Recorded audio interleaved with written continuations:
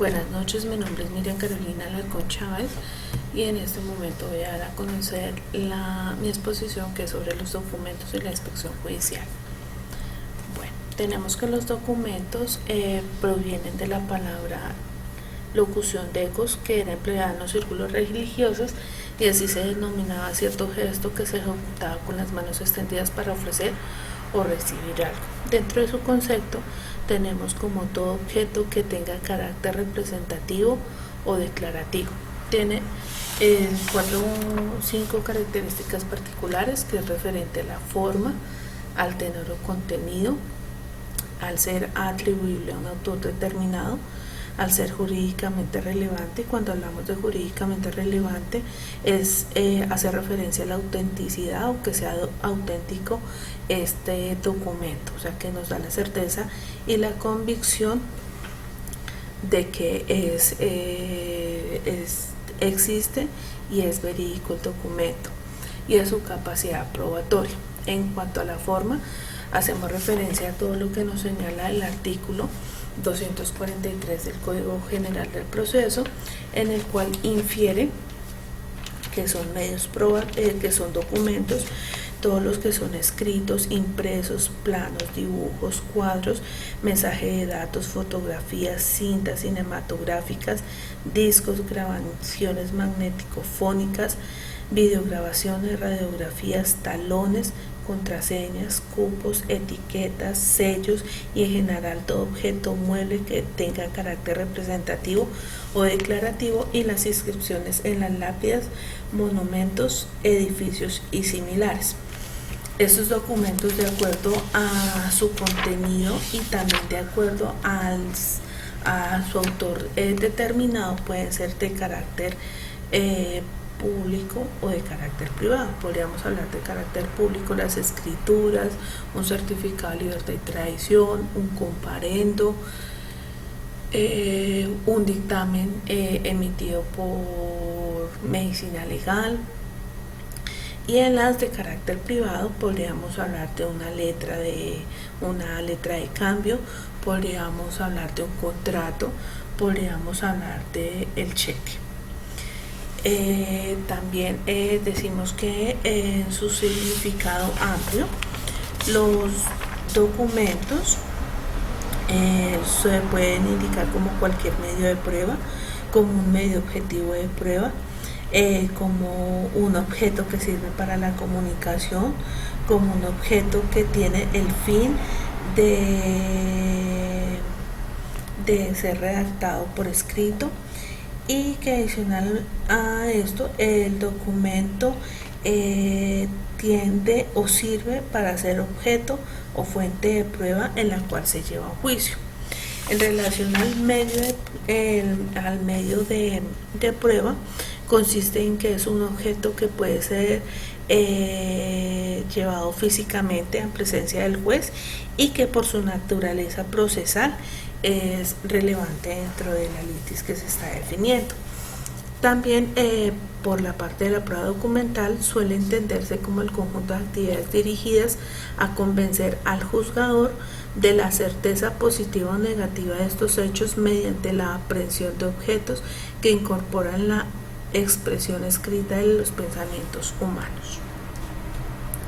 Ya en lo que hacemos referencia a la inspección judicial, hablamos que la inspección judicial en su concepto es el acto procesal mediante el cual el juez observa, aprende y percibe en cualquier forma o por sí mismo determinado objeto sensible o determinada característica de este objeto.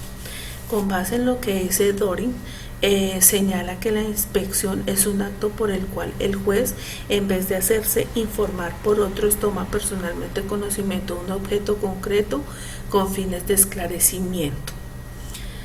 También dentro de la inspección pues hablamos todo lo que es el artículo 236 del Código General del Proceso, en el cual nos hace referencia a que se usa para la verificación y el esclarecimiento de los hechos materia del proceso. ¿A qué se le hace las inspecciones? Las inspecciones se le pueden hacer a personas, a cosas, a lugares o a documentos. Entonces, en la relación a las personas estaríamos hablando de la inspección corporal o la observación psiquiátrica.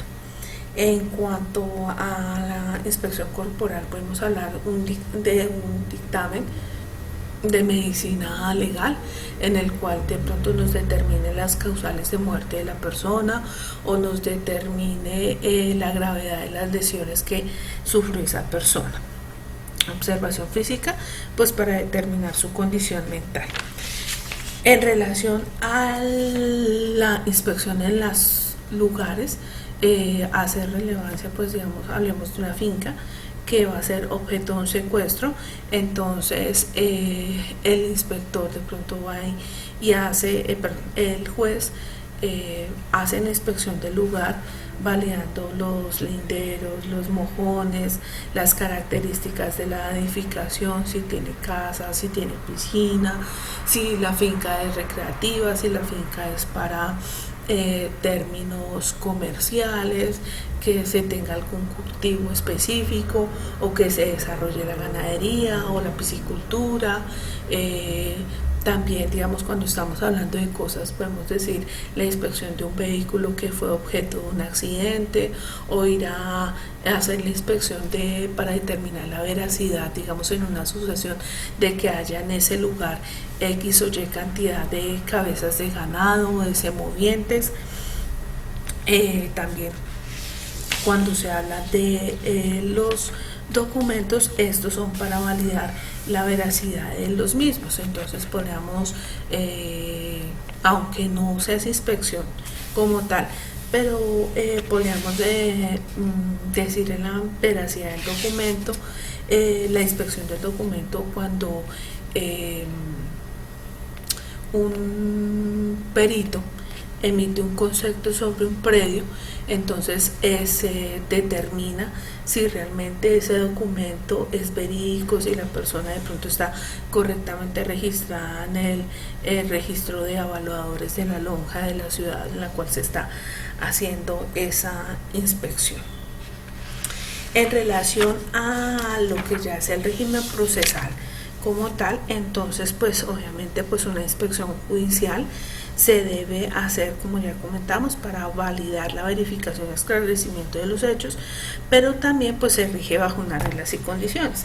Estas reglas es que se ordena la inspección cuando no es posible verificar realmente los hechos, cuando en el proceso requiera una inspección practicada dentro de él como prueba procesal o extraprocesal, y que no podrá, digamos, decretarse sobre ese mismo asunto, sobre ese mismo hecho, volver a practicar otras pruebas.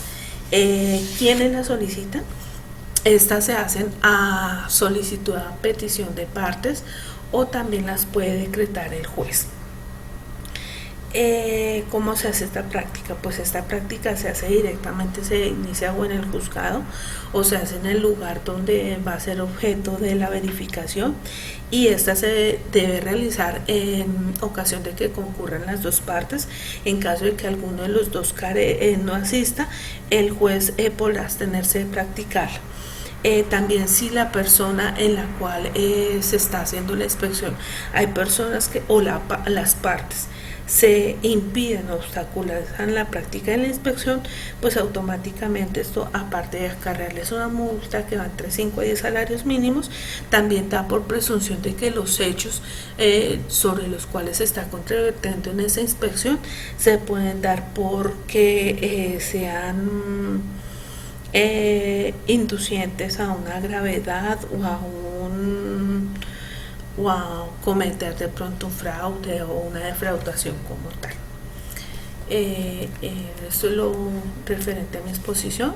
Les agradezco mucho por su atención.